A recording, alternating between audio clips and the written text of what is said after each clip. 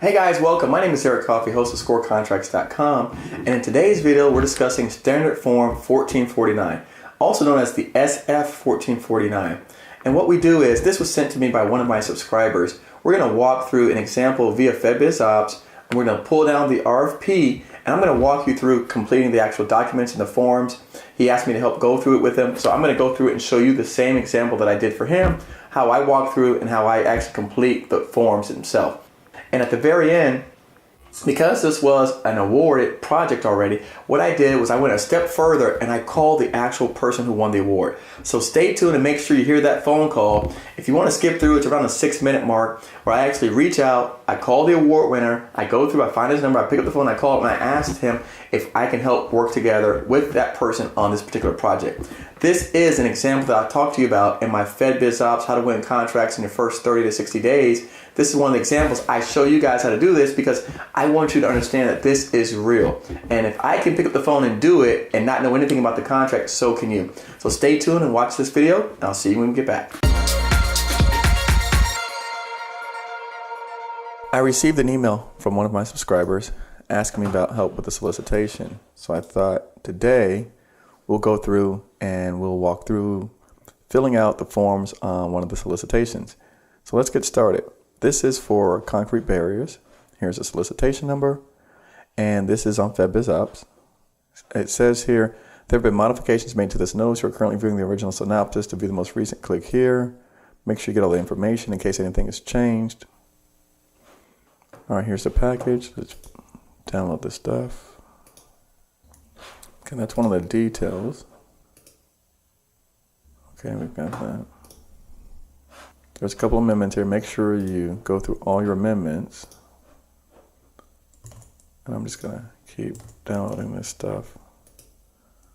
All right, looks like I got everything. This was actually awarded. We went over this a few weeks back, but I'm still gonna use it. I think it's a great example. In fact, we're gonna use this twofold. One is, like I told you guys before, one of the ways I use FedBizOpps is to help determine my future pricing. So if you went through the hard work of actually looking at this particular contract, putting all your numbers together, then you got an idea of what the government will accept in terms of their pricing. Here was who it was actually referred to, or the contractor who won the award. The second thing that I teach you guys in the FedBizOpps video is to call up the contractor who won the award and congratulate them, and maybe you can offer some of your services to that person. So we'll go through that. And as we are learning how to fill out these forms, I'll show you some of what I'm talking about. So let's look at here. All right, so here's the solicitation. And this is, let me see which one this one is. All right, so this is a standard form 1449. So we see SF, it stands for standard form. That means this is typical. You're gonna see here solicitation, contract order. And sometimes they'll even tell you here how to fill it out. Let me see if they, let's read the synopsis. Combined synopsis solicitation for commercial supplies. Regional contract office, Marine Corps Recruit Depot, Paris Island, South Carolina. Firm fixed price, IDIQ contract for decorative barriers. IDIQ. All right, it says offers responding to this announcement shall submit their quotes in accordance with FAR Part 12. And additional instructions, conditions, notice offers attached, and Section L. So what's that mean? Make sure you're reviewing Section L and your SF 1449. And then it tells you go over some of the instructions. You do your search and reps. Here are the contact people's information. So let's go back. All right. Now, who was it issued by? Here's their name and number. This is just a small business set aside, so it's not any other particular criteria. Request for quote. It incorporates this particular FAR provision, which we can go look at. And then when you're submitting this, so here's a signature, your signature, offer, name and title of yourself, the date that you signed it. This would be where the contract officer signs. It's pretty self-explanatory, but we'll walk through it. All this is filled out by the government. Just make sure I didn't miss anything. Here's all your information goes in there. If you're applying any discount terms, so when I say all your information, who you are, your name, address, telephone number. This section B is telling you what they are buying, okay? So they're buying 2,600 units of these decorative barriers. they want you to give a unit price here and then a dollar price here. Here's the description. They must have 2-hole screw-eye bolts, and so the bears can move with the crane. Here's all the information regarding it. They're going to order a maximum of 593 barriers, must be delivered in the first 90 days. And then quote for an additional 593, 90 days from a future award. Here it talks about there's 2,600 barriers in this particular example.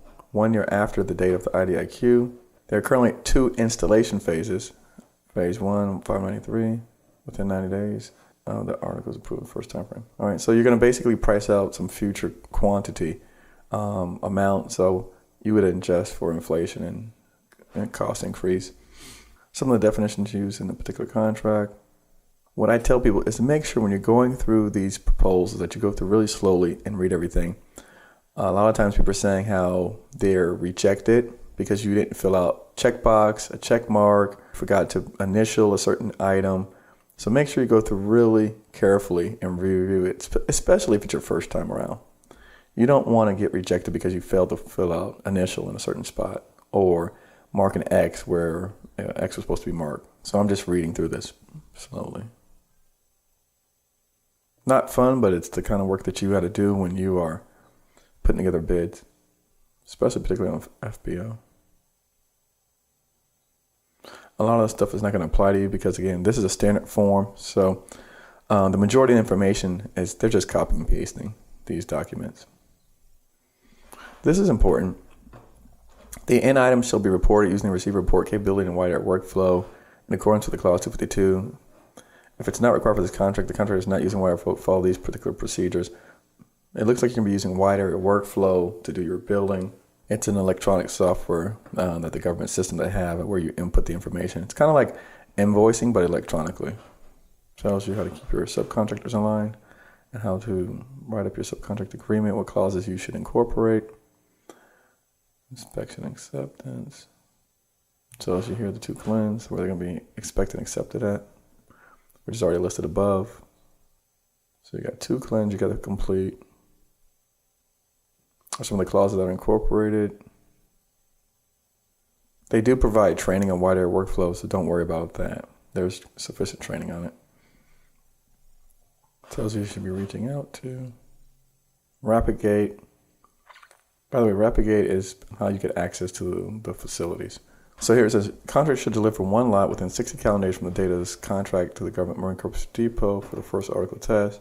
So earlier, you have to deliver the entire thing within 90 days, but here it says you're delivering the first lot within 60 days. So these things, I'm glad I highlighted in red so that you can keep that in mind and make sure that you can meet those criteria before you put together a bid like this. So they're going to basically inspect it within the first 5 days upon delivery of the first lot. This is what I talk to people about right here. See what this says? If the contractor fails to deliver any first article on time or the contract offer disapproves any first article, the contractor shall be deemed to have failed to make delivery within the meaning of the default clause of this contract. That's how people can get themselves in trouble right away. Here's where they're incorporating some of the FAR clauses. Restriction on subcontractor sales. Reporting executive compensation. Again, a lot of this stuff, you want to make sure you read it and have an understanding of it in the beginning. And what you'll find is they're basically repeating these things over and over again in every other contract. When does it come into play? It comes into play when you get in trouble, basically.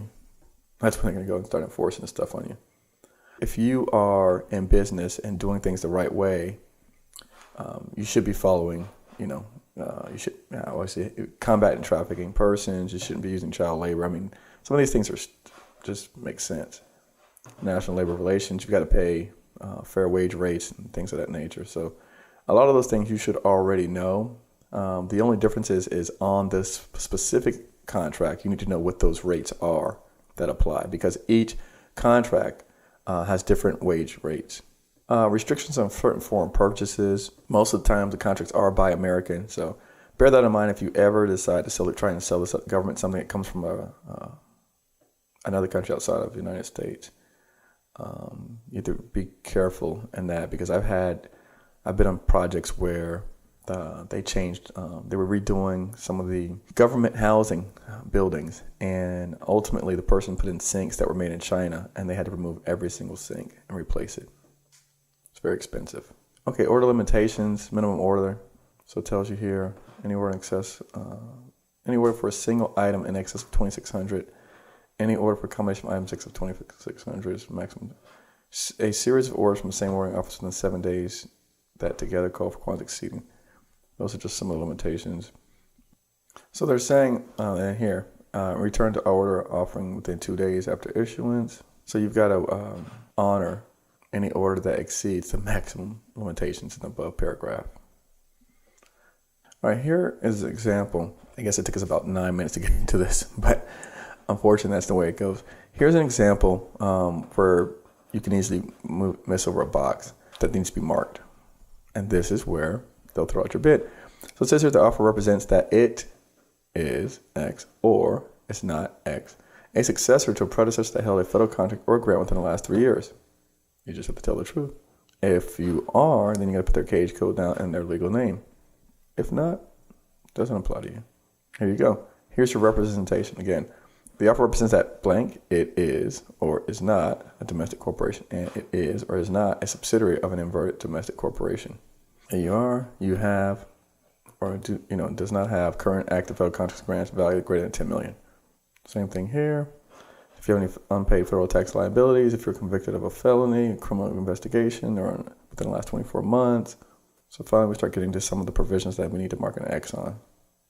Okay, we need to read this one carefully. So it says the offer has completed the annual representation certification electronically via SAM website, accessed through acquisition.gov. After viewing the SAM database, the offer verifies by submission of this offer that the inserts currently posted electronically have been entered or updated in the last 12 months, are current, accurate, complete, and applicable to solicitation as of the date of this offer and are incorporated in this offer by reference, except for paragraphs. And then they want you to identify the applicable paragraphs, C through U, other that you have completed for the purpose of the solicitation only, if any. These submitted reps inserts are also incorporated in this offer and are current, accurate, and complete as of the date any change provided. So if your SAM is updated, you're good, except the fact that if there are any clauses that are not part of your SAM. So what do? I say I would go through here and just complete this anyways, just to be on the safe side, because unless you want to go back and try and reference what these additional clauses are that are not in your SAM, or unless you know this by heart, then just to be safe rather than sorry, I go ahead and fill this out and then submit this as well. Just so someone can't find a reason to reject your offer. And this is pretty easy stuff. I mean, are you a small business concern or not a small business concern? Are you veteran owned, service disabled owned, small bit disadvantaged? Are you a woman? If you are a woman, are you eligible on the program? Are you in a repository? Are you a joint venture? Are you a disabled woman?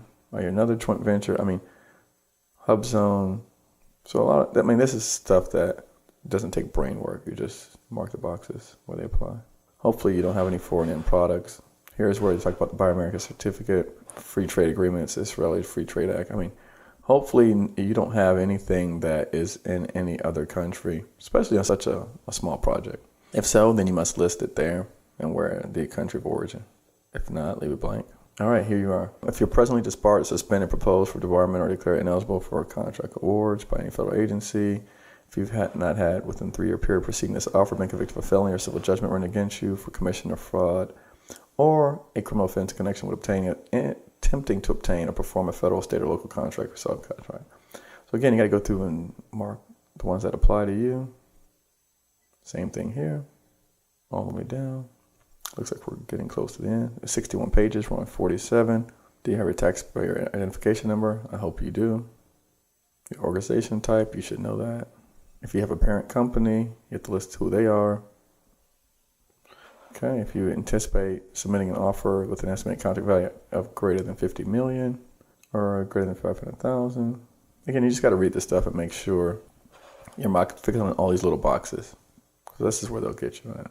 And trust me, people are looking at this kind of stuff just for finding a reason to get your bid rejected and get theirs accepted.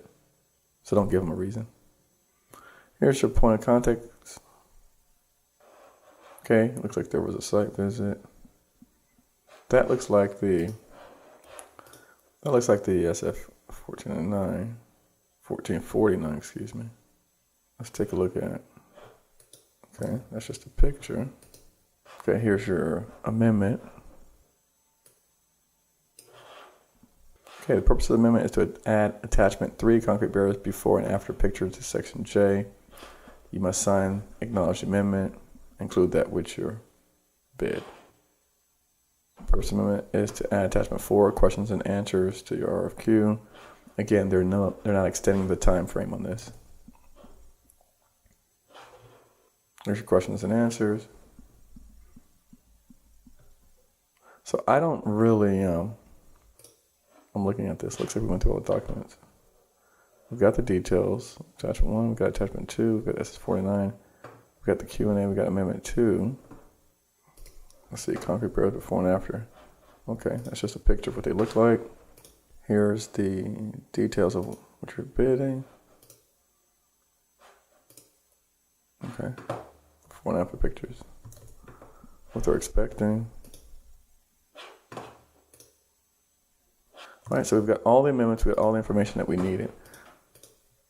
So that was pretty straightforward. I didn't see anything trickery about that. That was a pretty easy one. So we're gonna go ahead and sign out, and we will do another example of this on another particular project. One of the things that I did say, I almost forgot to mention, is I told you, again, like I said, you can use this to help you determine your pricing for future bid opportunities. And the other thing is you can use this to help also win your subcontract award. So for example, if you, I'm looking at this particular attachment here, if you provide any services that this person can use, I would pick up the phone and give them a call. So you have here, okay, here's the award. Here's the person who won the award, Quiet Link Productions, LLC. By the way, do they sound like a company that does concrete barriers? Not at all. All right, you can go here, Quiet Link Productions, and what you can do is pull them up. There's many ways you can do this. sam.gov, log in, accept, search records. Let's see if I can find them. There you go. All right, so here's Quiet Link Productions. Robert Kelly, update the information. Let's see, point of contacts. Robert Kelly, he's in Alpharetta, Georgia. So go back to Robert, and let's say protective cap, screw hole. See, I don't really know what I can offer Robert. Not really sure what I can offer. Maybe you can offer him. See, I don't know much about the solicitation, but I was thinking you could offer to remove the old barriers. But I'm not sure if you're restoring them, because it looks like to me in the picture, it looks like they're being restored. So I'm not sure if you can offer him to remove them. But either way, what you do is whatever it was, you just, hey, give old Robert a call, and and asked him if he has everything covered. In fact, let me see. Let me try something. My guy Todd Graham, he's in Virginia. All right, and I told Todd to give him a call. Well, let's do this. Let me, well, I got you on line. Let me call Robert up and see if we can congratulate Robert on this solicitation, and see at the same time if there's anything we can help him with.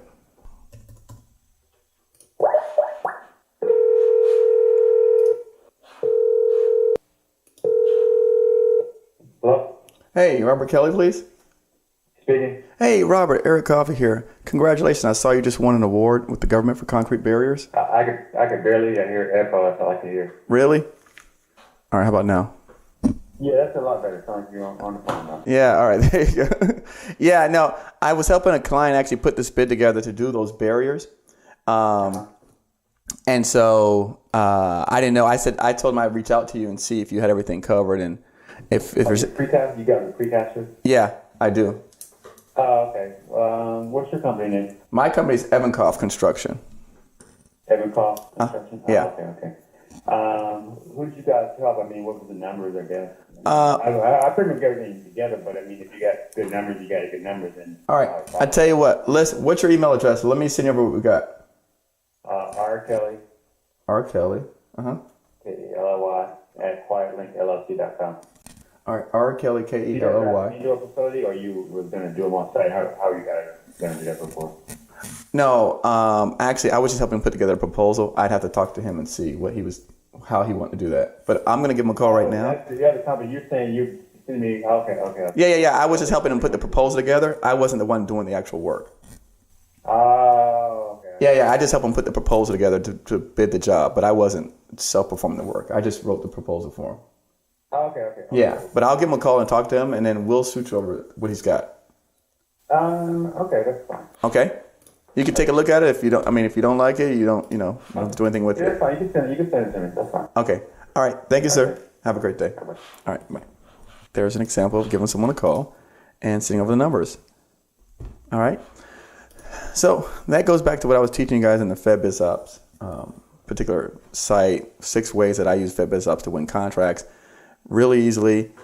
I had a client, he was inquiring about this particular job. And so, like I said, we looked at it. He was putting together numbers. I told him that if the person won, they'd have their information. We found the information and we gave the person a call. And so he could use his numbers. This is a $1.6 million contract. I don't know anything about it, but again, he gave me the information I asked. He says, was I doing precast? Yeah, sure. Why not? But my client does, on the other hand, understand the lingo. So let's see if I'm going to go ahead and call Todd and see if Todd wants to send over some numbers. If not, that's fine. This is just a great example to show you guys of what you can do and how you can start winning contracts for Ray. Okay? All right, thanks. I'm signing out. Hope you guys enjoyed this video. Hey guys, if you like that video, you like what you saw, click the subscribe button to my left to subscribe to my YouTube channel. Also, we've got a bunch of goodies for you below at scorecontracts.com/resources. Stay tuned for this next upcoming video.